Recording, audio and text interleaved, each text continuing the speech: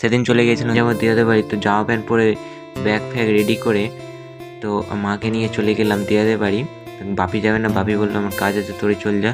তো গ্রামের ভিউ দেখতে দেখতে চলে গেলাম মগরা থেকে চলে গেলাম তো এই থানাগোড়ার ওইখানে, সামনে ভাইরাল পাউডার দোকান।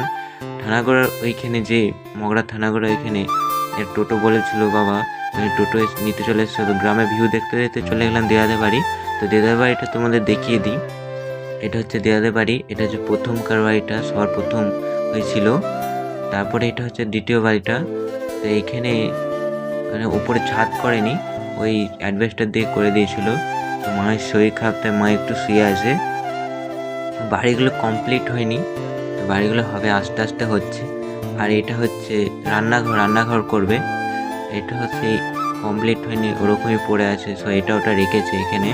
তবে আমি চান টান করে রেডি হয়ে, তো দিদা বললো তো মাসি আসবে, মাসিকে আনতে